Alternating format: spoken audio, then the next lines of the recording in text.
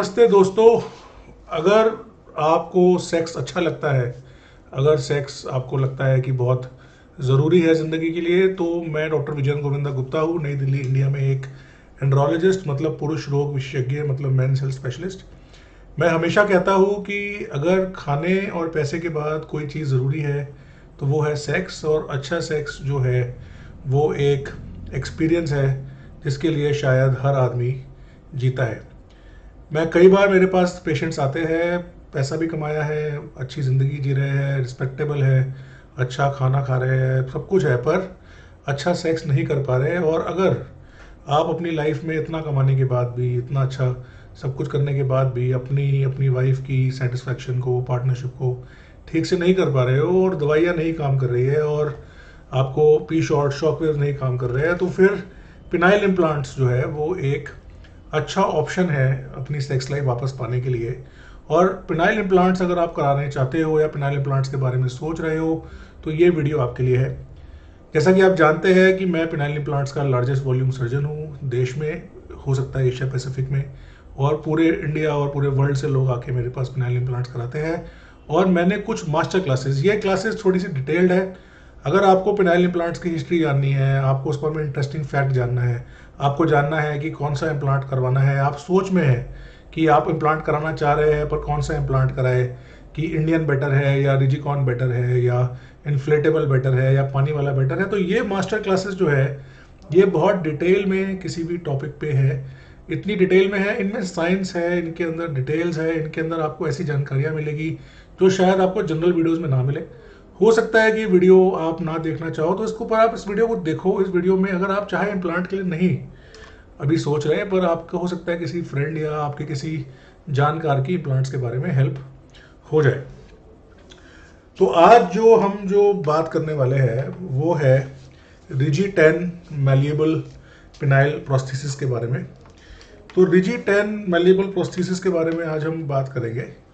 और हाँ, तो रिजी 10 मैलिएबल पिनाइल प्रोस्थेसिस के बारे में बात करेंगे। रिजी 10 मैलिएबल पिनाइल प्रोस्थेसिस एक ऐसा पिनाइल इम्प्लांट है जो बेंड हो सकता है। नॉर्मल जैसे इंडियन मैलिएबल इम्प्लांट है वो बेंड होता है, पर उसमें मेमोरी हिंज नहीं होती। मेमोरी हिंज मतलब कि अगर उसको बेंड करेंगे तो वो अपने आप सीधा हो जाएगा। ये जो मैलिएबल पिनाइल इम्प्लांट्स है जिसमें रिजी 10 है, टैक्ट्रा है, कोलोप्लास्ट जेनेसिस है, ये ऐसे इम्प्लांट्स हैं जिनको अगर आप बेंड करो तो ये इम्प्लांट्स बेंड रहेंगे, और ये इम्प्लांट्स सीधे तभी होंगे जब आपको सेक्स करना हो। तो आज हम इस इम्प्लांट के बारे में बहुत डिटेल में जानेंगे, और जानेंगे कि क्यों रिजी 10 मैलिएबल पिनाइल इम्प्लांट कराए, इसके फ़ायदे नुकसान।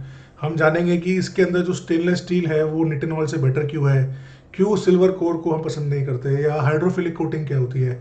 इसमें इंटरेस्टिंग फैक्ट्स जानेंगे, जैसे कि अगर किसी को नमाज पढ़नी है तो क्या उसको मैलिएबल इम्प्लांट कराना चाहिए। इसमें ऐसे बहुत सारे क्वेश्चंस हैं जो आपके दिमाग में होंगे, जो आज की वीडियो के बाद आपके सॉल्व होंगे। तो चले आगे बढ़ते हैं। तो क्यों जो है मरीज चाहते हैं कि उनका इम्प्लांट पेनिस बेंड हो। देखिए, नॉर्मल आदमी का भी अगर लिंग है तो नॉर्मल आदमी का लिंग भी पूरे दिन खड़ा नहीं रहता। नॉर्मल आदमी का लिंग भी है तो वो सिर्फ सेक्स के समय जो है खड़ा होता है, और जनरल अवस्था में या जब वो सेक्स नहीं कर रहा तो नॉर्मली नीचे की तरफ रहता है। कोई भी व्यक्ति नहीं चाहेगा कि उसका इरेक्शन हमेशा रहे, या आपका जो इम्प्लांट लगने के बाद उसका पेनिस जो है वो हमेशा खड़ा रहे। हम भी उस बात को समझते हैं, पर फिर एक पेशेंट है जिसको रेक्टल डिस्फंक्शन इतने सालों से है, वो प्रॉपरली सेक्स नहीं कर पा रहा, तो वो ज़रूर चाहेगा कि उसका पेनिस बेंड हो। बेंड कुछ कंडीशंस में बहुत ज़रूरी हो जाता है। किस कंडीशन में? फॉर एग्जांपल पेशाब। कई लोग जो है वो कमोड पे बैठ के पेशाब करते हैं, और कमोड पे बैठ के पेशाब करने में समझेंगे, अगर आप बैठ के पेशाब करते हैं और लिंग आपका सीधा है तो किस तरह पेशाब जो है करेंगे। तो कई लोग ये तो मैंने वेस्टर्न कमोड दिखाया है, कई लोग तो इंडियन टॉयलेट पे स्क्वाट करके बैठ के पेशाब करते हैं, या हर पेशाब करने के लिए, इवन ऑफिस जाने के लिए या काम पे जाते टाइम पेशाब करने के लिए भी उनको पेनिस को बेंड करना पड़ता है। तो उन लोगों के लिए ज़रूरी है कि उनका पेनिस नीचे की ओर बेंड हो। अगर कोई बहुत लूज क्लोथ्स पहनता है या कोई बहुत टाइट क्लोथ्स पहनता है, तो इन कंडीशंस के अंदर भी हो सकता है कि उसको अगर सपोज पेनिस जो है वो ऊपर की तरफ रहे, इरेक्शन में रहे, तो उसको दिक्कत आए। हर कोई टाइट क्लोथ नहीं पहनता, पर कई बार लोग पहनते हैं, उनका अपने काम के लिए वर्दी है, आर्मी की यूनिफॉर्म है, रनिंग है, तो उसके अंदर भी उनको बेंड की ज़रूरत है। अपना अगर कोई नमाज़ पढ़ते हैं, जैसे हमारे मुस्लिम भाई है वो भी इम्प्लांट लगवाते हैं। नमाज़ पढ़ने के लिए ज़रूरी है कि आप एब्सॉल्व करो, बैठ के पेशाब करो, अपने कपड़ों पे ना पेशाब गिरे, और आप जैसे लूज़ कपड़े पहन के नमाज़ पढ़ रहे हैं तो हो सकता है कि आपको जो बेंड है, पेनिस की बेंड जो है आपके लिए अत्यंत ज़रूरी हो, और जो है आपको जो अगर ऊपर की तरफ रहेगा पेनिस तो आपको हो सकता है कि उसमें दिक्कत आए। आपको बल्कि जान के हैरानी होगी कि जो ये मैल्येबल इम्प्लांट्स है, जो या बेंड वाले इम्प्लांट्स हैं, ये स्टार्ट भी मिडल ईस्ट में हुए थे, इजिप्ट से स्टार्ट हुए थे। और आज भी अगर आप देखें पूरे विश्व में, अगर रिजिटेन देखिए तो 10,000 केस अगर हुए हैं तो उसमें से अराउंड 9,000 केस तो मिडल ईस्ट में हुए हैं। और मिडल ईस्ट के अंदर मोस्टली जो इस्लामिक पॉपुलेशन है, वहाँ की जो मोमडन पॉपुलेशन है, वो प्रेफर करती है इन मैल्येबल इम्प्लांट्स को। तो फिर नेक्स्ट क्वेश्चन उठता है, अगर मैल्येबल इम्प्लांट इतना ज़रूरी है और बेंड होना इतना ज़रूरी है, तो फिर हमें सभी लोग ये डिजिकॉन लगवाएंगे। फिर हम ये इंडियन इम्प्लांट के लिए बोलते हैं, फिर इंडियन इम्प्लांट तो कोई लगवाएगा नहीं। तो उसका रीज़न है कि अगर आपको कभी भी लाइफ में कुछ मिलेगा तो आपको उसके लिए कुछ देना ही पड़ेगा। कभी भी कोई चीज़ आपको हमेशा अच्छी मिल जाए, अगर ऐसी कभी चीज़ हो जो बिल्कुल अच्छी हो तो सभी लगवा लेंगे। तो ऐसा नहीं है। आप जब बेंड चूज़ करते हैं, जब अपने पेनिस के अंदर आप जब कोई चीज़ इम्प्लांट चूज़ करते हैं बेंड, तो उसके साथ में आपको कुछ नुकसान भी मिलते हैं। जैसे पहला, जब अगर आपका पेनिस का इम्प्लांट जो है इजीली अप इजीली डाउन होगा, तो डेफिनेटली कुछ समय के बाद जो इसकी हिंज है, जो यहाँ से वो बेंड होता है, ये कमज़ोर हो जाएगी। ये कमज़ोर हो जाएगी तो जो ये लिंग है, ये बार बार जो है अप एंड डाउन होने के बाद कुछ सालों के अंदर, हो सकता है साल में, 2 साल में, 3 साल में, ये हिंज जो है ये कमज़ोर हो सकती है। कमज़ोर होने के साथ साथ ये हिंज जो है, तो अगर सभी को अगर सपोज बेंड वाला ही इम्प्लांट चाहिए होता तो बेंड वाला इम्प्लांट ही सब लोग करा लेते, फिर उसमें तो कोई दिक्कत ही नहीं थी। पर ऐसा नहीं है। सबसे बड़ी प्रॉब्लम जो बेंड वाले इम्प्लांट में है वो ये है कि ये इम्प्लांट्स कुछ समय के बाद लूज हो जाते हैं, इनकी हिंज जो है लूज हो जाती है। और अगर सपोज आपने इम्प्लांट कराया था क्योंकि आपका लिंक ढीला ढाला रहता है, तो आपकी वाइफ तो फिर बोलेगी 2 साल बाद जी तो वैसे ही होगा जैसे पहले था। तो हिंज इम्प्लांट वालों को कई सालों से कश्मकश है कि किस तरह हम ऐसा इम्प्लांट बनाएं जो बेंड भी हो जाए और लूज भी ना हो। तो इसी के बारे में आगे बात करेंगे कि रिजिटेन में ऐसी क्या खास बात है कि ये इम्प्लांट जो है बेंड भी हो जाता है और लूज भी नहीं होता, और इसके बारे में आगे बताऊंगा। पर ये एक मेन क्वेश्चन है जिसकी वजह से जो मैल्येबल इम्प्लांट्स है उनकी बिगेस्ट प्रॉब्लम है कि इनिशियली 6 महीना, साल, 1.5 साल हो सकता है ये बेंड हो, ऊपर नीचे हो, पर ओवर टाइम ये लूज हो जाता है और उनकी हिंज खराब हो जाती है। तो ड्यूरेबिलिटी, हार्डनेस बहुत ज़रूरी है एज कंपेयर टू बेंडेबिलिटी। सेकेंड है कॉस्ट। ठीक है, कई लोग जो है वो ये मैल्येबल इम्प्लांट्स नहीं अफोर्ड कर पाते। जो हमारा इंडियन इम्प्लांट है वो बेंड भी हो जाता है थोड़ा बहुत, वो हार्ड भी रहता है, सालों साल चलता भी है, ड्यूरेबल भी है, कम कॉस्ट के साथ भी है, वारंटी के साथ भी है। उसके बहुत सारे बेनिफिट, नुकसान है। इंडियन की हम किसी और दिन बात करेंगे। मैं आपको रिजिकॉन और इंडियन का कंपैरिजन बता के बताऊंगा। आज की वीडियो में हम आपकी रिजिटेन की बात कर रहे हैं, और हम बात कर रहे हैं कि बेंड और नॉट बेंड के बीच में कैसे रिजिटेन ने बैलेंस बनाया है, और कंपेयर टू टेट्रा और कोलोप्लास्ट इसमें क्या फ़ायदे हैं और क्या नुकसान है। और सबसे बड़ा रीज़न जो ये बेंड वाले इम्प्लांट्स का है वो है ये एरोजन। एरोजन मतलब कि ये जो पेनिस के अंदर से इम्प्लांट बाहर निकल जाता है। अगर आप अपने सॉफ्ट एरिया में, बड़ी सिंपल सी बात है, अगर आप की कोई पन्नी है प्लास्टिक की, और प्लास्टिक की पन्नी के अंदर आप कोई मेटल की चीज़ डाल के चलो, सपोज कोई बहुत ज़्यादा भारी सामान है, या कोई मेटल की रॉड है, या कोई चक्कू है, और आप उसको लेके चलो, हिलाते रहो और उस पन्नी से बार बार ठुकाई करो, तो धीरे धीरे क्या हो, कभी ना कभी वो जो मेटल का पार्ट है वो पन्नी को फाड़ के बाहर निकल जाएगा। इसीलिए जो ये हमारे मैल्येबल इम्प्लांट्स है जिनके अंदर रॉड होती है, इनकी रॉड के ऊपर बहुत ज़्यादा सॉफ्टनेस लानी ज़रूरी है। कई बार अगर इस मैल्येबल इम्प्लांट से बहुत ज़्यादा हार्डनेस आ जाए, या ये इम्प्लांट जो है बहुत ज़्यादा स्टील के हो जाए, तो ये हो सकता है कि पेनिस को फाड़ के बाहर निकल जाए, जिसको एरोजन बोलते हैं। तो ये जो नफ़े नुकसान है, जब तक हम किसी भी चीज़ के नफ़े नुकसान को नहीं समझेंगे तब तक हम अपने लिए कोई भी अच्छी चीज़ चूज़ नहीं कर सकते।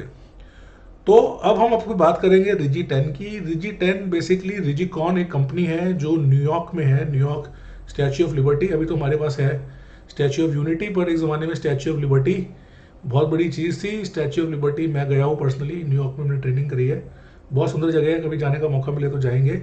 आप लोग जाना चाहिए आपको, it's a very good place. तो न्यूयॉर्क के अंदर बेस्ड कंपनी है, ये इम्प्लांट अमेरिका में बनता है, अमेरिका में यूज़ होता है, और अब ये इम्प्लांट हमारी मेहनत से, मेरी मेहनत से, मेरे टीम की मेहनत से अब आप लोगों के लिए इंडिया में अवेलेबल है। गेटवे ऑफ इंडिया है। मेरे पास इंडिया गेट की फ़ोटो डालनी थी, पर इंडिया गेट की फ़ोटो मुझे बहुत अच्छी मिली नहीं, इवन दो सबसे पहले रिजिकॉन नई दिल्ली में हुआ था। रिजिकॉन कंपनी यूएस की कंपनी है, यूएस एफडीए अप्रूव्ड है, मतलब इसका इम्प्लांट यूएस में इस्तेमाल होता है, यूएस में डॉक्टर्स यूज़ करते हैं। पूरे विश्व में ये इम्प्लांट जो है यूज़ हो रहा है। ये इम्प्लांट मेरे दिल्ली में आने के बाद अभी ऑस्ट्रेलिया में अवेलेबल है, दुबई में अवेलेबल है, मिडल ईस्ट में अवेलेबल है, इजिप्ट में, टर्की में, मोरक्को में अवेलेबल है, यूरोप में अवेलेबल हो चुका, यूएस में तो यूज़ हो ही रहा है, मैक्सिको में अप्रूवल होने वाला है। और आपको जान के खुशी होगी कि इस इम्प्लांट के ऐसे ये नहीं कि नया इम्प्लांट है, अभी खाली 50-60 केस हुए। हाँ, मैंने 100 केस से ऊपर कर दिए, पर विश्व में इस इम्प्लांट के 10,000 से ऊपर केस हो चुके हैं, और इसका एक काफ़ी अच्छा जो है अब रिजल्ट भी है, और मरीज भी इससे काफ़ी खुश है। तो ये एक अच्छा गुड क्वालिटी इम्प्लांट है जो आपके लिए अवेलेबल है। वैसे तो रिजिकॉन कंपनी का जो नाम का मतलब है, रिजी मतलब रिजिड, ये रिजी मतलब रिजिड मतलब कि हार्डनेस, और कॉन मतलब कॉन्टिनेंस। ये जो कंपनी है ये इम्प्लांट भी बनाती है, और जो पेशाब का रास्ता रोकने का डिवाइस है, कॉन्टिनेंस डिवाइस, ये भी बनाती है। और इसके अलावा ये आर्टिफिशियल टेस्टिस या टेस्टिकुलर प्रोस्थेसिस है, उनको भी बनाती है। इनकी ये प्रोडक्ट्स भी अवेलेबल है, इनको भी मैं इस्तेमाल करता हूँ, इनके बारे में हम किसी और दिन बात करेंगे। अभी इंडिया में इसके 2 इम्प्लांट्स अवेलेबल है, एक तो रिजी 10 है जिसके बारे में आज हम बात कर रहे हैं, और एक इन्फ्लेटेबल प्रोस्थेसिस है, पंप वाला पानी वाला प्रोस्थेसिस, जो शायद बॉस्टन साइंटिफिक और कोलोप्लास्ट के बाद 3rd अच्छी कंपनी है जिसने ये बढ़िया इम्प्लांट बनाए हैं। इन्फ्लेटेबल पेनल प्रोस्थेसिस भी मेरे यहाँ होता है, इसके बारे में हम किसी और दिन बात करेंगे। आज हमारा फोकस नहीं डाइवर्ट करेंगे, आज हम रिजी 10 जो मेलेबल प्रोस्थेसिस है इसके बारे में जो है हम अपनी बात और चर्चा जारी रखेंगे। मेरे बारे में तो आप लोग जानते ही हैं, मैं एक सर्जन हूँ। मैंने मौलाना आज़ाद से, यूसीएमएस से और एम्स जैसे बड़े संस्थानों से ट्रेनिंग करी है। मैं पहले बहुत लंबी डिस्टेंस की रनिंग करता था, मैंने हाफ मैराथन्स भी करी है, मैंने फुल मैराथन 21 किलोमीटर 42 किलोमीटर भी कंप्लीट किए हैं। एक ज़माने में बहुत फिट था, अभी काम के चर्चे में, अपने हॉस्पिटल बनाने के चर्चे में, इतना सारा काम करने के चक्कर में वेट गेन हो गया। पर जैसा आप जानते हैं, मैं रेगुलरली कोशिश कर रहा हूँ कि धीरे धीरे आपको फिर से फिट होके दिखाऊंगा। लीड सर्जन हूँ, ट्रेनर हूँ ZSR सर्कमसिजन का। ZSR सर्कमसिजन ओरिजिनल सिर्फ मेरे पास अवेलेबल है नॉर्थ इंडिया में, और मैंने इसके होते रहते ऑलमोस्ट 7 कंट्रियों में इस सर्कमसिजन को स्टार्ट करा दिया। और आई थिंक मैं अकेला सर्जन हूँ इंडिया में जो तीनों बड़ी कंपनियाँ, बॉस्टन साइंटिफिक, कोलोप्लास्ट और रिजिकॉन के वाया ट्रेंड भी हूँ और सर्टिफाइड हूँ उनके इम्प्लांट्स करने के लिए। मैंने बॉस्टन साइंटिफिक के भी इम्प्लांट्स कई साल किए हैं, मैंने कोलोप्लास्ट के इम्प्लांट्स भी कई साल किए हैं, और अब मैं रिजिकॉन का जो फर्स्ट इम्प्लांटर हूँ इंडिया में, जो रिजिकॉन को इंडिया में लेके आया। आपने मेरा पिछला वीलॉग देखा होगा, तो मैं कोरोना के जस्ट पहले टर्की में रिजिकॉन की ट्रेनिंग करके आया था, और उसके बाद हमने रिजिकॉन को इंडिया में लॉन्च किया। ये पहले मरीज है जिस पर हमने रिजी 10 इम्प्लांट डाला था। ये हमारी सिस्टर्स है, नर्सेज है, जो हमारे साथ केसेस कराती है हमारे ओटी में, और कभी आप अगर हमारे पास इम्प्लांट कराओगे तो आपको उनसे मिलने का मौका मिलेगा, अच्छे से मिलने का। मतलब हर चीज़ सेक्स नहीं होती है, पर हाँ ठीक है, सेक्स ज़रूरी है। तो ये ट्रॉफी थी, मैं जो पहला इन्फ्ला डाला था इंडिया के अंदर, तो रिजिकॉन कंपनी ने मुझे बना के भेजी थी। तो मेरा रिजिकॉन से रिश्ता अब ऑलमोस्ट 2 साल हो गए। I was the one who introduced the implant to India. सबसे पहला रिजी 10, सबसे पहला रिजिकॉन इन्फ्ला, सबसे पहला कॉन्टिनेंस डिवाइस, सबसे पहला टेस्टिकुलर प्रोस्थेसिस इनका मैंने किया था। अभी तक के सबसे ज़्यादा इम्प्लांट्स जो रिजिकॉन के मैंने किए हैं, ऑलमोस्ट 100 हम रिजी 10 कर चुके हैं, और 25 हम जो है इन्फ्लेटेबल इम्प्लांट्स कर चुके हैं। एक भी इन्फेक्शन नहीं है, एक भी कॉम्प्लिकेशन नहीं है, टचवुड। अभी तक सब मरीज़ हेल्दी है, सब मरीज़ ठीक है। क्योंकि इतना काम किया रिजिकॉन के साथ, तो मुझे रिजिकॉन के advisory board, international advisory board पे इनविटेशन है। तो जितने भी बड़े सर्जन्स हैं वर्ल्ड के जिनसे मैंने ट्रेनिंग ली थी, मेरे जो उस बोर्ड पे है, उनके साथ अब मुझे भी बैठने का मौका मिलता है। और मैं रिजिकॉन के लिए इंडिया में हेड ट्रेनर हूँ। तो जो नए सर्जन्स हैं जिनको हम रिजिकॉन के बारे में सिखा रहे हैं या बता रहे हैं, या उनके कोई डाउट्स है, या वो सपोज कोई नई चीज़ करना चाहते हैं या समझना चाहते हैं, तो वो मुझसे कॉन्टैक्ट में रहते हैं। मेरे बारे में मैं पेनाइल प्रोस्थेसिस की जर्नी अगर बताऊँ, सिर्फ 2 साल की। लॉकडाउन के साथ साथ, लॉकडाउन के होते होते भी हमने पिछले 1 डेढ़ साल ऑलमोस्ट 1 साल 8 महीने में 391 पेनाइल इम्प्लांट्स किए हैं। और मेरे को आपको बता के खुशी है कि अब जो सिंपल इम्प्लांट्स है, सिंपल इम्प्लांट्स तो करने वाले डॉक्टर्स भी और आ गए हैं धीरे धीरे, क्योंकि लोगों में अवेयरनेस बढ़ रही है। देखो मेरा हमेशा ये मानना है कि इंडिया के अंदर 100 करोड़ की जनता है, 50 करोड़ मर्द है। अगर उसमें 1% भी मरीजों को, 1% मतलब कि ऑलमोस्ट 5 करोड़ हो गए ना, हाँ 1% नहीं, 50 lakhs हो गए। अगर 50 लाख मरीजों को सपोज ज़रूरत है इम्प्लांट्स की, और मैं जीते जी हो सकता है अपनी पूरी ज़िंदगी में अगर बहुत सारे इम्प्लांट कर दूंगा तो हो सकता है 1 लाख इम्प्लांट कर दूँ। 1 लाख भी बहुत बड़ा नंबर है, हो सकता है 10,000 इम्प्लांट कर दूँ। तो हमारे देश में इम्प्लांट सर्जन्स की बहुत रिक्वायरमेंट है, अच्छे सर्जन की बहुत रिक्वायरमेंट है, क्योंकि प्रॉब्लम ज़्यादा है। लोग दवाइयों पे, फालतू इलाजों में इतना खर्चा करते हैं, जबकि इम्प्लांट के साथ उनको एक बहुत अच्छी सेक्सुअल लाइफ मिल सकती है। तो मेरी कोशिश ये है कि ज़्यादा से ज़्यादा सर्जन्स इम्प्लांट करे, इम्प्लांट सीखे, पर सबसे ज़रूरी है इम्प्लांट सीखे। मेरे पास अभी भी कॉम्प्लिकेटेड केसेस आते हैं जिनके अंदर इन्फेक्शन हो गया है, इरोजन हो गया है, ख़राब हो गया है, गलत डला है, छोटा डला है, बड़ा डला है, कहीं डलवाया, पहली बार डाला था। तो मैं उन सर्जन से भी रिक्वेस्ट करूंगा कि देखो पेशेंट्स गिनी पिग्स नहीं है, आप एडिक्वेट ट्रेनिंग लीजिए, बाहर जाइए, विदेश जाइए, या इंडिया में भी आप मेरे सेंटर पे आके एडिक्वेट ट्रेनिंग ले सकते हैं और तब अपने मरीजों को इम्प्लांट्स ऑफर कीजिए। उसके अलावा सिंपल इम्प्लांट्स के अलावा अब मेरे सेंटर पे 30 to 40% केसेस डिफ़िकल्ट इम्प्लांट्स होने लग गए हैं। डायबिटीज़ के मरीज़, हार्ट के पेशेंट्स, ऐसे पेशेंट जिनका हार्ट के अंदर वॉल्व चेंज हुआ है, हार्ट में स्टेंट डले हैं, किडनी चेंज हुई है, किडनी ट्रांसप्लांट हुआ है, इन्फेक्शन हुआ है, कॉम्प्लिकेशंस हुए हैं, पेरोनीज है, कैंसर है, तो पेल्विक इंजरी है। तो इन सब मरीज़ों में जो कि रेगुलर पेशेंट्स नहीं हैं, जिनमें रेगुलर सर्जन्स हाथ नहीं डालते, डालना भी नहीं चाहिए, उन पेशेंट्स के अंदर हम अब अच्छा इम्प्लांट से उनकी ज़िंदगी चेंज कर रहे हैं। पर ये जर्नी आसान नहीं रही है, कई साल विदेश घूमना पड़ा, सीखना पड़ा, देखना पड़ा, लोगों से जानना पड़ा, खुद भी एक्सपीरियंस लिया। मैं ये नहीं कहता कि मैं बेस्ट हूँ, बट बेस्ट बनने की कोशिश है, और बेस्ट बनने के लिए सबसे ज़रूरी जो है वो है कि my commitment to patients is 110%। तो कई बार रिव्यूज़ पे, गूगल रिव्यूज़ पे कुछ पेशेंट्स जो है गुस्सा हो जाते हैं, पर आप समझिए मैं एक सिंगल सर्जन हूँ, मैं सर्जरी करता हूँ हज़ारों। आपको हो सकता है कि लगे कि कोई चीज़ आपकी है जो सेटिस्फैक्ट्री नहीं हील हो रही है, पर अगर आप मुझे उसके लिए 500 बार कॉल करेंगे डे में तो मैं नहीं कर सकता आंसर। तो मैं कोशिश करता हूँ कि आपकी हीलिंग को ऑब्जर्व भी करते हैं, ठीक भी होते हैं। 99.9% पेशेंट सेटिस्फाई होते हैं, पर कोई भी आदमी किसी भी तरीके से सबको सेटिस्फाई नहीं कर सकता। पर मोस्टली हमारे सोशल मीडिया पे सारे रिव्यूज़ पॉजिटिव है, ये पेड रिव्यूज़ नहीं है, ये सारे पेशेंट्स हैं जिनका मेरे पास पिछले 7 साल में इलाज हुआ है। आप कभी क्लिनिक पे आएंगे तो हर पेशेंट की रिकॉर्ड्स हम रखते हैं, उनकी सर्जरी कब हुई, उनकी सर्जरी के रिजल्ट्स, उनकी फोटोग्राफ्स। जो इंडिपेंडेंट ऑटोनोमस रिव्यू बोर्ड्स है, जैसे फेसबुक ग्रुप है पेनाइल इम्प्लांट एक्सपीरियंस, या फोरम्स है जैसे इंटरनेशनल फोरम्स है, या फिर बोर्ड्स है, मैसेजिंग बोर्ड्स, जहाँ पर किसी को कोई फोर्स नहीं किया गया लिखने के लिए, वहाँ पर भी हमारे मरीज़ हैं जिनका हमने इलाज किया है, जो हमारे बारे में पॉजिटिवली लिखते हैं।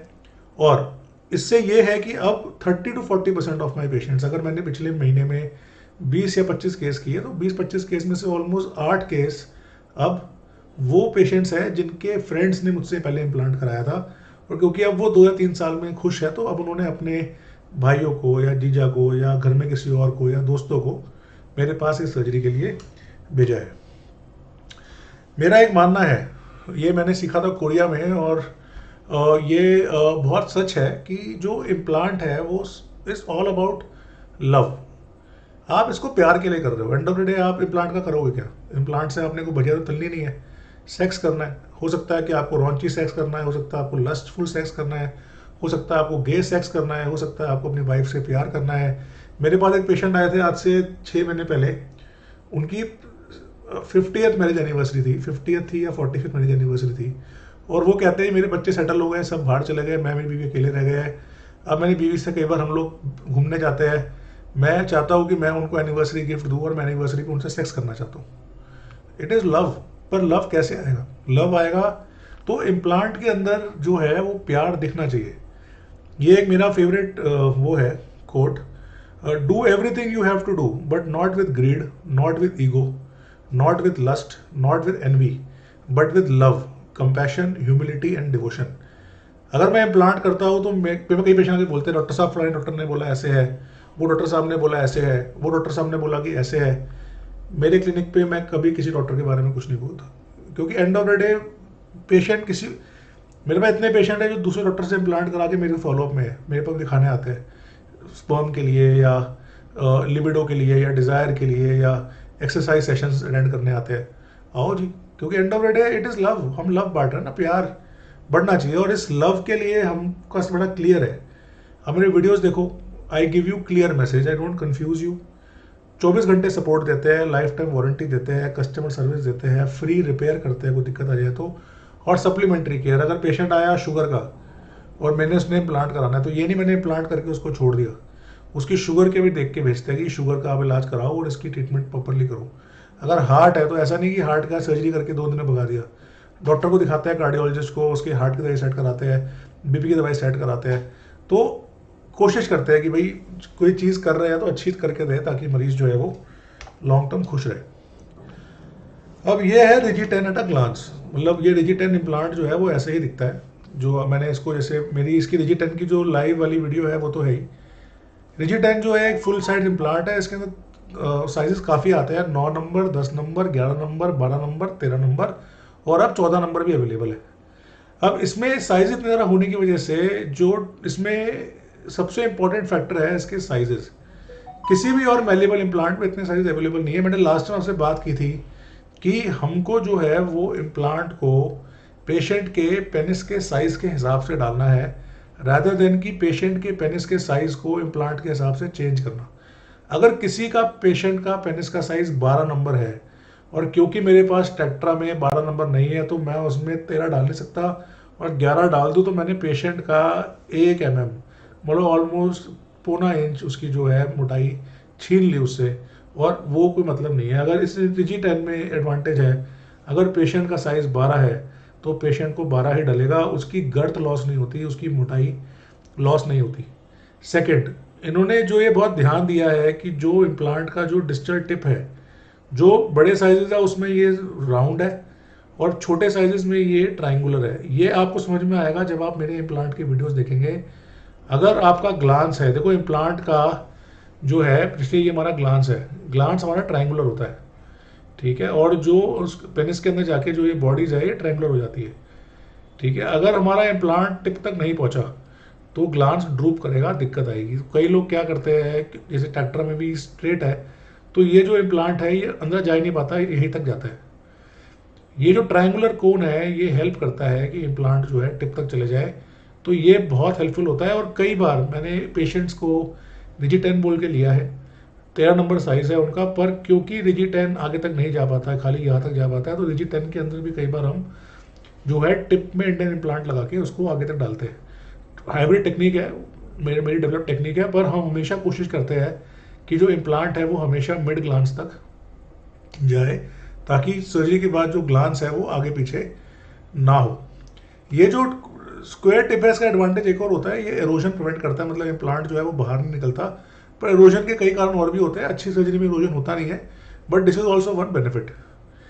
सेकेंड, इसके अंदर जो है स्टेनलेस स्टील कोर है विथ टाइटेनियम कैप्स। अब इसके बारे में हम थोड़ा आगे बात करेंगे कि stainless steel versus nitinol versus silver core, और क्यों ये स्टेनलेस स्टील कोर डाला गया है, क्या एडवांटेज है, ये हम कोर स्नैपबैक की बात थोड़ी आगे करेंगे। अगर आप ये सीरियसली देख रहे हो तो आपको बहुत इंफॉर्मेशन मिलेगी। पर इसका जो स्टेनलेस स्टील कोर है उसको इन्होंने 1 मिलियन टाइम्स टेस्ट किया, मतलब 1 मिलियन टाइम्स कंपनी ने इसको up down up down up down up down करके किया। 1 मिलियन टाइम मतलब 10 लाख। अगर आप रोज दिन में 10 बार भी पेशाब करोगे तो एक साल में हुआ, या 20 बार पेशाब करोगे एक साल में हुआ ऑलमोस्ट 1000 भी पूरे नहीं हुए। 1 मिलियन मतलब 10 लाख, मतलब आप जिंदगी भर इसको ऊपर नीचे करो, इसकी कोर कमजोर नहीं होगी। तो that is the commitment, and this commitment is shown by lifetime warranty. This is the only company, Rigicon is the only company which gives lifetime warranty. Relative extenders है, secure fit, इसका बड़ा अच्छा design है, ये निकलते नहीं है। Secure fit extender देखो आपके लिए इतना मैटर नहीं करता है as a patient, but as a surgeon कई बार जैसे हम इम्प्लांट को सेट करते हैं, हम इम्प्लांट को बाहर निकालते हैं, ये अंदर रह जाते हैं, तो ये हमारी सिक्योरिटी के लिए है। It is not very useful for the patient, but ठीक है, मतलब this is good addition for the surgeon point of view. एंड सबसे इंपॉर्टेंट है जो ये हाई बेंडिंग एंगल है, ठीक है, ये बेंडिंग एंगल की बात भी हम आगे करेंगे, ये स्टेनलेस स्टील कोर की वजह से ही होता है। ये इम्प्लांट 135 डिग्री बेंड हो जाता है। ना तो कोलोप्लास्ट इतना बेंड कर सकता और ना ही ट्रैक्टर इतना बेंड कर सकता। ये इम्प्लांट अगर स्ट्रेट है तो ये इम्प्लांट ऐसा बेंड हो जाएगा। कोलोप्लास्ट जो है वो हमेशा इतना बेंड होगा या इतना बेंड होगा। अगर सपोज ये है 90 डिग्री तो Tactra will always go 90, Digicon will go 135, Coloplast will remain this much. तो इसमें जितने इसके अंदर इम्प्लांट में आप अपने पेनिस को बेंड कर सकते हैं वो किसी भी और इम्प्लांट में आप उसको उतना बेंड नहीं कर सकते। तो ये इसके बड़े अच्छे अच्छे एडवांटेज है।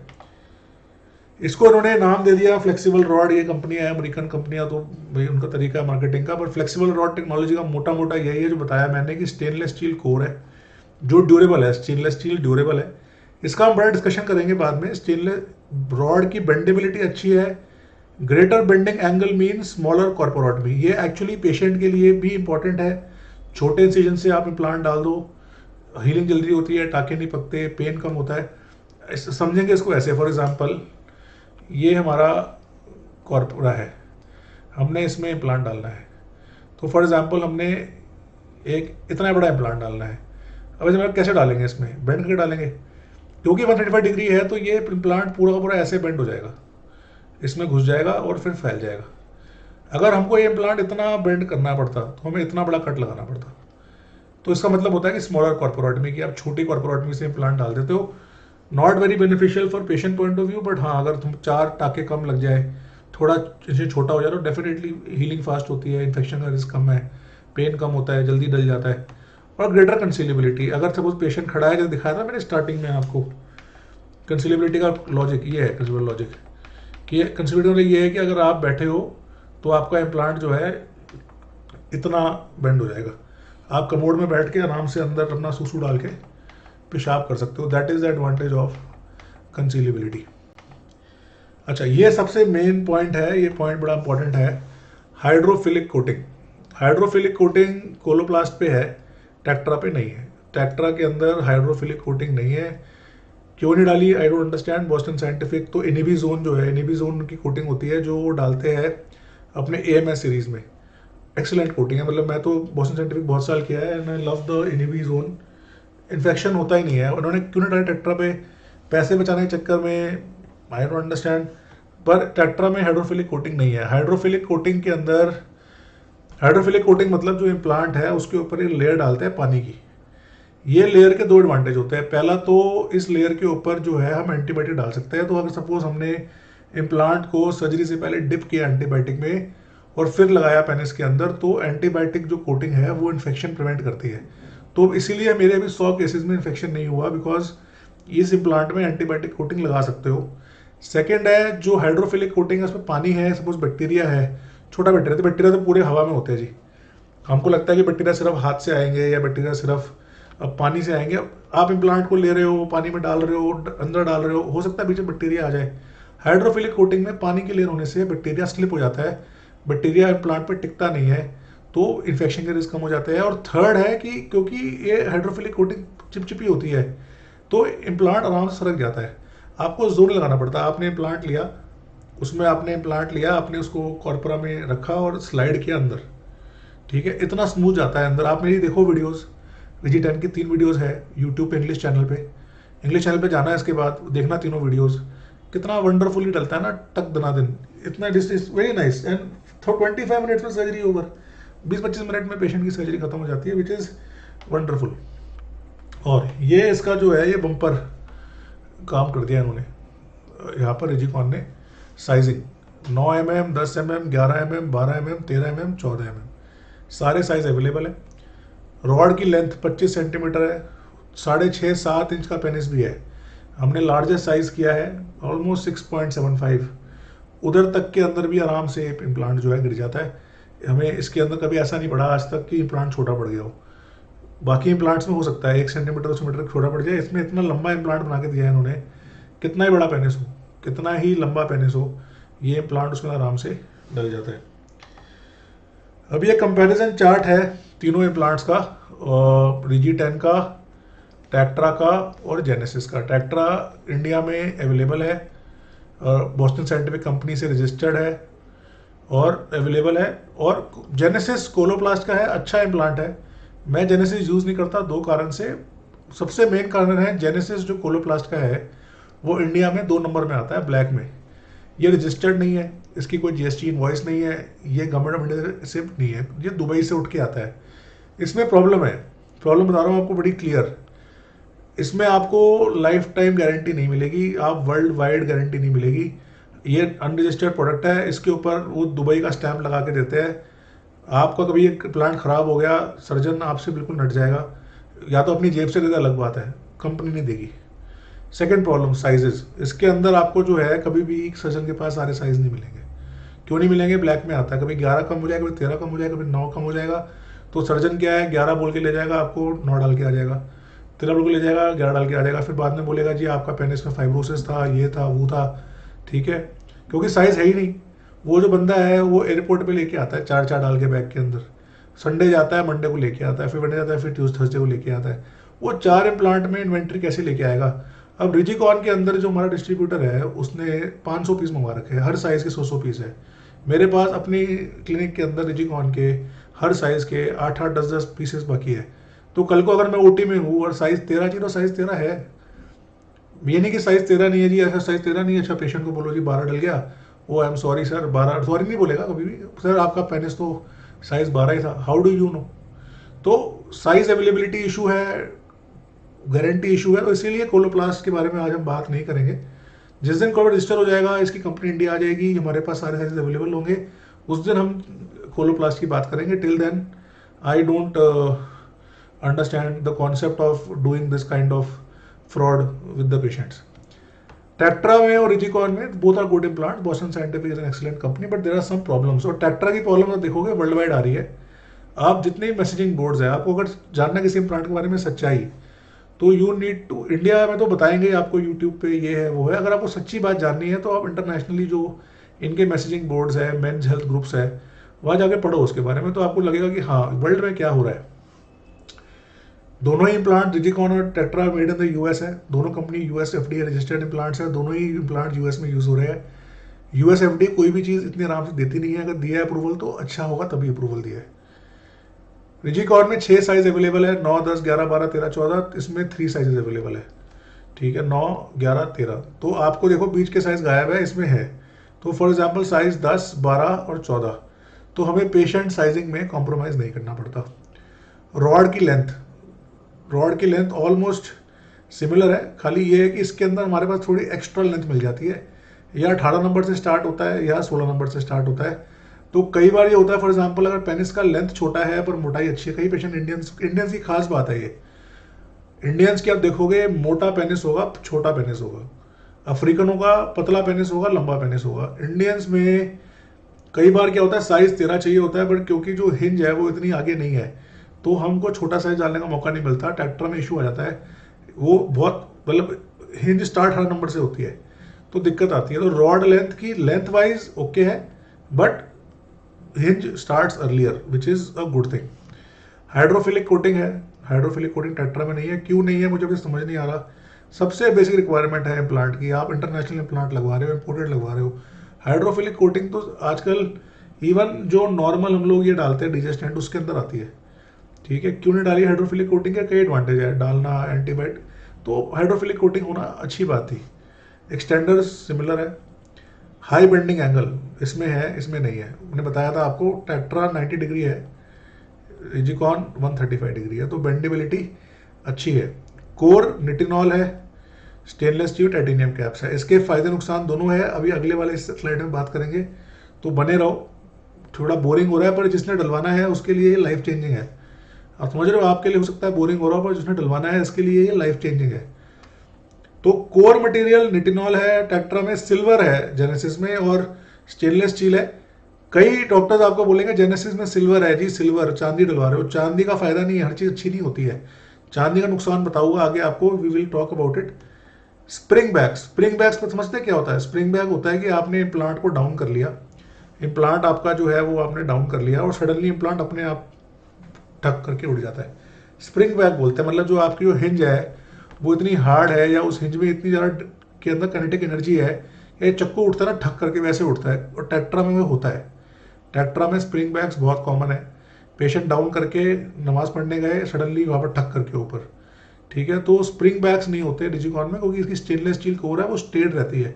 निटिनॉल में क्या है, निटिनॉल में आप जो देखोगे गाइड वायर भी होती है, उसको एकदम छोड़ोगे ना फुस खुलती है। तो निटिनॉल में स्प्रिंग बैक्स होते हैं। फिर वारंटी, ट्रैक्टरा गिव 5 ईयर्स ओनली, क्योंकि इनको पता है ट्रैक्टरा को कि ये जो बेंड वाला है पार्ट, ये हो सकता है कभी ना कभी 5 साल में ढीला पड़ जाए। क्योंकि स्पेक्ट्रा था इनका पहले, वो भी इसीलिए विड्रॉ हुआ था क्योंकि वो ढीला पड़ जाता था। डिजिकॉन वाले लाइफ टाइम देते हैं। सबसे इंपॉर्टेंट है कि डिवाइस मेल फंक्शन देते देते हैं। अगर कभी कोई बॉडी रिएक्शन हो जाए, फॉर एग्जांपल इरोजन हो जाए या कोई इन्फेक्शन हो जाए, तो भी ये लोग लाइफ टाइम वारंटी देते हैं। ये जो कोलोप्लास्ट वाले नहीं देते, ट्रैक्टर वाले देते नहीं है। इसमें सिर्फ अगर इम्प्लांट खराब निकले कभी तो देंगे। अगर सपोज इम्प्लांट रोड हो गया, इम्प्लांट में चोट लग गई, इम्प्लांट बाहर निकल गया, इन्फेक्शन हो गया, तो कोई सुनवाई नहीं है। तो अच्छा, एक और चीज़ है, डोंट ट्राई टू थिंक कि मैं आपको डिजिकॉन बेच रहा हूँ। मेरा पर्सनल प्रेफरेंस है, मैं डिजिकॉन कर रहा हूँ कि मेरे को इसके अंदर बेनिफिट लगता है, और मैंने आपको बेनिफिट बताया भी अपनी तरफ से। But you have other options. तो ये ज़रूरी नहीं कि सिर्फ हर कोई एप्पल ही खरीदे, लोग ज़्यूमी भी खरीदते हैं। तो इट डिपेंड्स अपॉन कि व्हाट डू यू वांट। मैं ये नहीं कह रहा एप्पल अच्छा है, मैं एप्पल यूज़ नहीं करता, मैं खुद ज़्यूमी यूज़ करता हूँ। Apple is, I don't like Apple, बेतहाशा का एक्सपेंसिव है बिना मतलब के। I like my MI, but मैं फ़ोन खरीदता तब भी मैं बहुत डिटेल में स्टडी करता हूँ हर चीज़ को, क्या रैम है, क्या कार्ड है, क्या डला हुआ है। तो यू शुड ऑल्सो स्टडी। को जलवा रहे हो अपनी ज़िंदगी भर के लिए, तो स्टडी करना चाहिए उसको। अब हम आएंगे मेन मुद्दे पे, कोर्स, कि कोर में क्या है। देखो 3 चीज़ होती है क्यों कोर में। जो पेनिस में जो इम्प्लांट डला है उसमें 3 चीज़ हमें ज़रूरी है। पहला, कि जब पेशेंट चाहे तो वो पेनिस को बेंड कर सकता हो। बेंड करे तो वो पेनिस जो है बेंड रहे, ऐसे उठ के ना आ जाए, को स्नैप बैक बोलते हैं। तो बेंड कर सकता हो, बेंड करना इजी हो, स्नैप बैक ना हो। और अगर, चलो मैं कह रहा हूँ कि बेंड हो रहा है, ये ना हो कि इतना इजी हो जाए बेंड होना कि वो बेंड ही रह जाए, वो ड्यूरेबिलिटी भी हो उसके अंदर कि 10 साल 20 साल वो, आप जब उसको सीधा करो तो वो सीधा रहे और हार्ड रहे, और जब उसको आप नहीं नीचे करो तो वो नीचे हो और वो नीचे रहे। ऐसा ना हो कि ड्यूरेबिलिटी हो ही ना उसके अंदर, आप उसको जो है ना तो ऊपर कर पा रहे हो ना नीचे, वो नीचे है तो नीचे रह गया। तो दोनों के, तीनों के बीच में बैलेंस बढ़ाना पड़ता है। तो अगर आप पेनाइल इम्प्लांट्स या मेलेबल इम्प्लांट्स की हिस्ट्री देखो, तो हिस्ट्री में जो सबसे पहले इम्प्लांट्स थे जो प्लेन सिलिकॉन के इम्प्लांट्स है, जो आज भी यूज होते हैं, इंडियन मेलेबल इम्प्लांट है, बढ़िया इम्प्लांट है। पर उसके अंदर जैसे ये प्रॉब्लम थी बेंडेबिलिटी वाली, तो उन्होंने डेवलप करना शुरू किया। सबसे पहले जो आया था सिल्वर कोर आया था। इन्होंने बोला सिल्वर लगाएंगे, चांदी लगाएंगे। क्यों लगाएंगे चांदी? क्योंकि चांदी को बेंड करना आसान है, आप चांदी को आराम से बेंड कर सकते हो और ऊपर नीचे कर सकते हो। पर चांदी बेंड करना आसान है, चांदी में स्नैपबैक नहीं है सिल्वर में। पर सिल्वर में बिगेस्ट प्रॉब्लम क्या है? ड्यूरेबिलिटी नहीं है। जिसके बाद चांदी की ज्वेलरी हो, गोल्ड की ज्वेलरी हो, आप देखोगे कि आप जब तो उसको बार बार उसको करोगे तो चांदी जो है वो फ्रैक्चर हो जाती है, चांदी जो है धीरे धीरे ढीली पड़ जाती है। तो सिल्वर कोर के जो इम्प्लांट्स है वो 3-4 साल, 2-3 साल के बाद ढीले पड़ जाते हैं। और ये कोलोप्लास्ट जेनेसिस की बिगेस्ट प्रॉब्लम है। आप देखेंगे जितने पेशेंट्स में जेनेसिस लगा है, bendability is good, concealability is good, but durability is bad. ये इम्प्लांट जो है ये मुश्किल से 3-4-5-6 10,000 साइकिल्स टॉलरेट करते हैं, और आफ्टर दैट दे, तो इन्होंने क्या किया, सिल्वर की ड्यूरेबिलिटी बढ़ाने के लिए जेनेसिस में बेंडेबिलिटी मुश्किल कर दी। इन्होंने जेनेसिस के जो ब्रेड्स है उनको इतना मुश्किल कर दिया, तो जेनेसिस जो है वो पूरा बेंड ही नहीं होता, वो सिर्फ यहाँ तक बेंड रहता है, वो यहाँ तक भी नहीं आता, यहाँ तक भी नहीं आता। क्यों? ताकि क्योंकि उनको पता है सिल्वर है, अगर ज़्यादा करेंगे तो फ्रैक्चर ही हो जाएगा, पेशेंट के इम्प्लांट टूट जाएंगे। प्लस सिल्वर जो है बहुत अच्छा थर्मोडाइनमिक एलिमेंट नहीं है, बॉडी में लगा हुआ है, गर्मी में सर्दी में सिल्वर जो है वो बहुत अच्छी तरह से बिहेव नहीं करता। तो स्टार्टिंग में जो इम्प्लांट्स बने थे सिल्वर के बने थे, और सिल्वर के बाद इन्होंने नेक्स्ट बनाया निटिनॉल। निटिनॉल जो है बहुत सारी चीज़ों में होता है, हार्ट में, स्टेंट में। निटिनॉल बहुत अच्छा एलिमेंट है, बॉडी कंपैटिबल है, ख़राब नहीं होता, अच्छी स्टिफनेस है, अच्छी हार्डनेस है। But nitinol is too hard. Nitinol को बेंड करने में पसीना आ जाता है, निटिनॉल को बेंड करना ही बहुत मुश्किल है। तो जो टेक्ट्रा है उसमें निटिनॉल कोर है, उसका बेंड करना मुश्किल है, और स्नैप बैक बहुत कॉमन है। इसको नीचे कर लेंगे वो फिर ऊपर चढ़ जाएगा, वो उतना हार्ड इम्प्लांट है। कुछ सर्जन उसको हार्डनेस को सेल करते हैं कि देखो कितना हार्ड है। मैंने पहले भी कहा था, मैं फिर कह रहा हूँ कि जो आदमी सेक्स करते हैं, आप करते हैं, हम करते हैं, जो करते हैं, sex is not about hardness, sex is about pleasure. आपने अपनी वाइफ को डंडे नहीं मारने, आपने अपनी वाइफ के अंदर छेद नहीं करने। The implant should feel natural. Nitinol इतना हार्ड है कि टेट्रा को उसके ऊपर डबल सिलिकॉन कवरिंग लगानी पड़ गई ताकि वो सॉफ्ट फील हो, पर उसके बाद भी आप टेट्रा को हाथ में लोगे, टेट्रा को आप पेनिस में लोगे, it feels hard, it feels like a rod, it does not feel natural, it does not, and उसकी जो हार्डनेस इतनी ज़्यादा है कि कभी ना कभी वो जो है वो मतलब इंजरी करने के उसमें चांसेस रहते हैं। तो टेट्रा की बेंडेबिलिटी 90 डिग्री है, पर 90 डिग्री बेंड होता नहीं है, बहुत हार्ड है बेंड करना, बेंड करने के बाद भी ऊपर उठ जाता है। और ठीक है, बेंडिंग जो है उसकी इतनी हार्ड होने के कारण जो थर्ड जो आया वो आया रिजिकॉन जनरेशन 3, जिसमें स्टेनलेस स्टील कोर है। स्टेनलेस स्टील जो है बैलेंस है बिटवीन बेंडेबिलिटी, हार्डनेस एंड ड्यूरेबिलिटी। तो 1 मिलियन साइकिल्स ड्यूरेबल है, बेंड भी हो जाता है, स्नैप बैक भी नहीं है, और 135 डिग्री नीचे भी चला जाता है। तो that is why stainless steel को रिजी 10 जो है स्टार्टिंग में आप मतलब आज से 3 साल पहले दोनों मॉडल में आता था, निटिनॉल भी आता था और स्टेनलेस स्टील भी आता था। निटिनॉल को उन्होंने मार्केट से विड्रॉ कर लिया because of the same problem. Tactra भी देखो कहीं ना कहीं इसको विड्रॉ करी कभी ना कभी। स्टेनलेस स्टील कोर जो है इनका अच्छा चल रहा है, 10,000 इम्प्लांट डल चुके हैं, मैं 100 डाल चुका हूँ। पेशेंट्स इसको देखो, बेंडिंग जो है ना एकदम नहीं होती। एक बड़ा कॉमन मिसकंसेप्शन ये है कि सर हमने आज इम्प्लांट जुड़ाया 20 दिन बाद उसको नीचे बेंड कर लेंगे, ऐसा नहीं होगा। ठीक है, ये जो बेंडेबिलिटी है किसी भी इम्प्लांट में, चाहे टेट्रा हो, चाहे आपका रिजी 10 हो, चाहे आपका कोलोप्लास्ट हो, ये बेंडेबिलिटी जो है ये भी टाइम आती है। कोलोप्लास्ट में जल्दी आती है बिकॉज सिल्वर है, but this bendability takes time and over time. और देखो मैं चाहता भी नहीं कि वो बहुत जल्दी बेंड हो जाए because end of the day size girth matter जाता है। बहुत ज़्यादा बेंडेबिलिटी दे देंगे स्टार्टिंग में, पेनिस का साइज श्रिंक हो जाएगा। तो ये कोर्स जो है ना, ये आप कंफ्यूज हो ना, आप सिल्वर के लिए पे नहीं कर रहे हो। ठीक है, जस्ट बिकॉज सिल्वर महंगा है डज नॉट मीन बेटर है। आप पे कर रहे हो कि आप बेंड भी कर पाओ उसको और आपको ड्यूरेबिलिटी भी रहे। बेंड हो रहा है, साल 2 साल खराब हो जाए तो भी फायदा नहीं है, चलेगा जिंदगी भर में, बेंड ही नहीं हो रहा तो भी फायदा नहीं है। बैलेंस बना के चलना पड़ेगा and I think stainless steel core gives a good balance. But stainless steel core का एक साइड इफेक्ट है, जो एक हमारे मित्र है जिन्होंने पेशेंट में काफ़ी वो है कि भाई ये एयरपोर्ट स्कैनर्स पे दिखता है। तो आप जो है मतलब मैं आपको 3 पॉइंट दूंगा इसके। पहला है कि आप गूगल करो एक्सरे में दिखने वाले मेटल, तो चाहे वो सिल्वर हो, चाहे वो निटिनॉल हो, चाहे वो स्टेनलेस हो, तीनों ही एक्सरे पे दिखेंगे। ठीक है, जो हम स्टोन सर्जरी करते हैं उसमें गाइड डालते हैं निटिनॉल की, वो भी दिखती है। तो एक्सरे पे तो तीनों दिखेंगे। क्या ये साउंड स्कैनर में साउंड करेंगे? नहीं, तीनों ही साउंड स्कैनर पे साउंड नहीं करेंगे। तो अगर आपको एक्सरे स्कैनर में जाएंगे तो आपको कोई भी इम्प्लांट हो इनमें से, चाहे सिल्वर वाला हो, चाहे निटिनॉल वाला हो, चाहे स्टेनलेस स्टील वाला हो, दिखेगा। और फिर आपके जो जितने भी ये हमारे एयरपोर्ट सिक्योरिटी वाले हैं, चाहे सीआरपीएफ के हैं, चाहे यूएस के हैं, इन सबको पता होता है प्रोसेसेस के बारे में। नकली टांग, नकली आँख, नकली हार्ट, नकली जिगर, नकली पेनिस, दे नो। तो अपना कार्ड दिखाएंगे ना, समझाएंगे तो समझ जाएंगे, कोई पागल बावले नहीं है वो।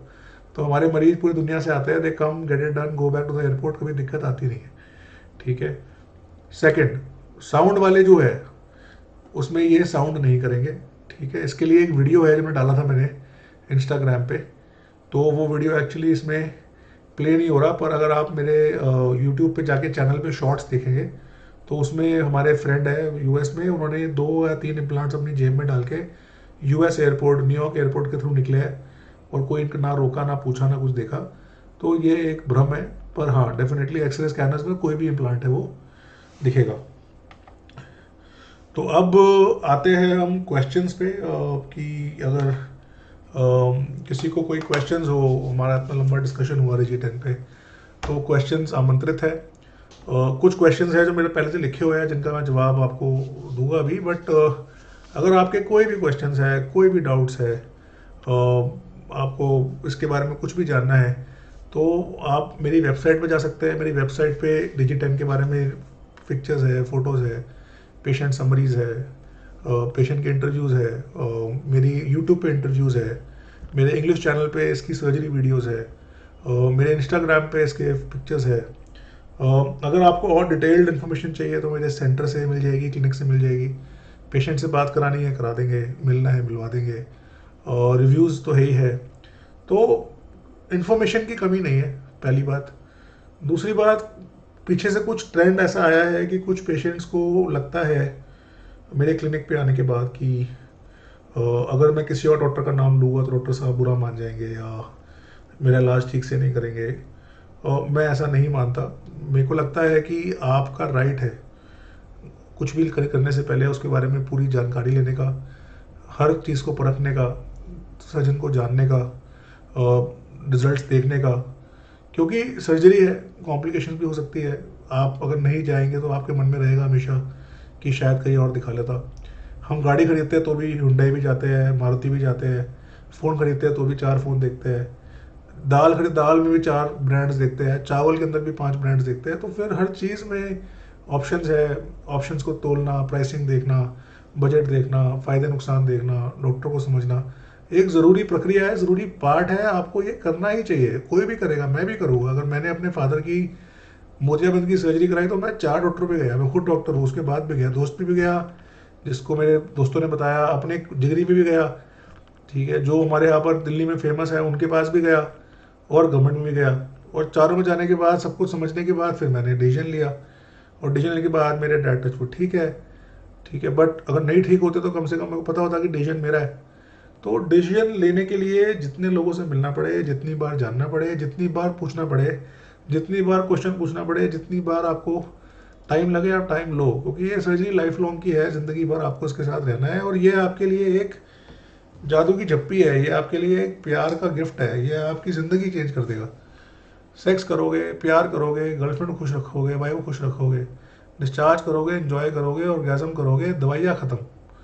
तो जब आप इतनी बढ़िया चीज़ करा रहे हो तो पूरी रिसर्च करके कराओ, एंजॉय करके कराओ, ठीक है। तो ये तो हो गया पहला।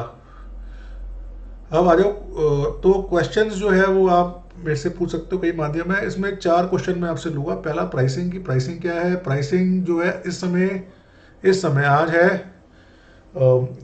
6 जनवरी 2022, आज के दिन इसका खर्चा 2.6 है लाख, क्योंकि ये प्लांट महंगा है। कल को बढ़ भी सकता है, कम भी हो सकता है, टर्किश लीरा और यूएस डॉलर की फ्लक्चुएशन पर डिपेंड करता है। लाइव प्राइसेस मेरे वेबसाइट पे होते हैं, कभी भी आपको यहाँ पर फर्जीवाड़ा नहीं है। जो प्राइस आपको वेबसाइट में मिलेगा वही प्राइस आपको क्लिनिक में मिलेगा। कोई गरीब है, किसी पे पैसे नहीं है, प्रॉब्लम्स है, स्टूडेंट्स है, देखो हम भी आदमी है, समझते हैं, सब जांचते हैं, परखते हैं, तो कुछ डिस्काउंट्स अवेलेबल होते हैं। कुछ चैरिटेबल संस्था है जो हेल्प करती है, तो कर सकते हैं कोशिश। इंश्योरेंसेज अवेलेबल है, ट्राई कर सकते हैं। तो तरीके हैं, पहले ईएमआई है, फाइनेंसिंग है। तो पहले तो डिसाइड करो कि इम्प्लांट कराना है तो कौन सा कराना है, किससे कराना है, फिर प्राइसिंग की बात करेंगे। अच्छा, इम्प्लांट में दर्द कितना होता है, पेन कितना होता है। पेन किसी भी सर्जरी में होगा। अगर आपकी हड्डी टूटेगी पेन होगा, या पेनिस के अंदर फ्रैक्चर की तरह पेनिस को खोलते हैं, साफ़ करते हैं, रॉड लगाते हैं। बूढ़े पेशेंट्स भी आते हैं, डायबिटिक, तो हर अलग मरीज़ होता है। कोई यंग पेशेंट है, सीआरपीएफ के जवान है, बीएसएफ के जवान है, सुपर हेल्दी है, वो तो लोग तो 2 दिन बाद पीटी करने चले जाते हैं। और ऐसे भी हमारे पास लोग हैं 50 साल 55 साल के बावजूद है, डायबिटीज़ है, हार्ट कंडीशन है, किडनी ट्रांसप्लांट है, लिंग इन्फेक्टेड है, फाइमोसिस भी है, सर्जरी भी करेंगे, इन्फेक्शन वगैरह भी रिस्क रहता है, बहुत केयरफुली करते हैं, पेन भी रहता है, टाइम भी लगता है। तो आपकी फिजिकल स्टेटस, आपके पेनिस का स्टेटस, आपकी हेल्थ, कितने साल से ईडी है, कौन सा इम्प्लांट डलवाया है, क्या साइज़ लगवाया है, सर्जरी कितनी मुश्किल थी, कितनी देर में हुई, किसने करी, कहाँ हुई, एवरीथिंग मैटर्स। तो पेन पर मोटा मोटा 15 डेज में ठीक हो जाते हैं। 90% पेशेंट्स 21 दिन के बाद बढ़िया सेक्स कर लेते हैं। फिर कितने दिल्ली में रहना पड़ेगा, 3 दिन से लेकर 7 दिन तक। अगर आप बिल्कुल फिट हो, एकदम स्मूथ एंड सेक्सी इम्प्लांट हुआ है, 3 दिन में घर जाओ। अगर आप बूढ़े हो, डायबिटीज़ है, हार्ट कंडीशन है, इन्फेक्शन है, एंटीबायोटिक देना पड़ रहा है, कुछ है, 7 दिन लग सकते हैं। रहने के लिए क्या सुविधा है, सब कुछ है, होटल है, लॉज है, कमरे है, हॉस्पिटल है। तो रहने की दिल्ली में दिक्कत नहीं है, खाने की दिल्ली में दिक्कत नहीं है। और मेरे यहाँ खाने का, देखो मैं खाने का शौकीन हूँ, मेरे यहाँ खाने की कमी कभी आएगी नहीं। आपको कभी भी आओ, आपको पर्टिकुलर खाना चाहिए, पर्टिकुलर स्टेट का खाना चाहिए, नहीं मिल रहा आपको, आप मेरे से बात करो, मेरा स्टाफ हेल्प करेगा। मेरे पास 20 बच्चे काम करते हैं, आपको हेल्प करेंगे, हर चीज़ में हेल्प करेंगे। बहुत हेल्पफुल स्टाफ है, आपको हर जगह हेल्प करेगा। पेमेंट्स कार्ड से, कैश से, बैंक ट्रांसफ़र से, हर चीज़ से हो जाएगी। तो टेक पेमेंट, पे tax, free, tension free. Life में टच वाला काम करना ही नहीं है। तो सब कुछ वाइट है, जो आएगा जमा होगा। आधा आधा नहीं, 35% मोदी जी को, रिमेनिंग स्टाफ की सैलरी का खर्चा निकालो। तो कोई इशू नहीं है मनी का, आपका मनी हमारे पास सेफ है। कभी आपने पेशेंट ने बुकिंग करा दी, बुकिंग कराने के बाद पोस्टपोन करना है कर लो, प्रीपोन करना है कर लो। प्रीपोन नहीं होता, नॉर्मली 1.5 महीने की वेटिंग होती है। पोस्टपोन हो जाएगा, घर में कोई दिक्कत आ गई, शादी आ गई, कहीं जाना है, कर सकते हो, कोई इशू नहीं है। Warranty yes, life time warranty है, गारंटी है, बल्कि मेरी तो गारंटी है। कल को रिजिकॉन कंपनी नहीं देगी वारंटी, मैं दूंगा। अगर मैंने आपको प्रॉमिस किया है कुछ तो वो करूँगा मैं। और मैं यूट्यूब पे बोल रहा हूँ, मेरा ये वीडियो रिकॉर्ड कर लेना, कोर्ट चले जाना कल को कि सर ने ये बोला था, फ़ोन देखो वीडियो पे। I am faithful to my words, तो डोंट वरी अबाउट इट। टाँके घुलने लगते हैं, घर पे खुद निकल जाएंगे, निकालने के लाना नहीं पड़ेगा। पट्टी 2 दिन होती है, उसके बाद ज़रूरत नहीं पड़ती। नहा सकते हो 2 दिन के बाद, खाने में जो मर्जी खा सकते हो, कपड़े जो मर्जी पहन सकते हो, घूमने जा सकते हो, पेशाब ठीक आएगा, सर्कमसिजन साथ में कर सकते हैं।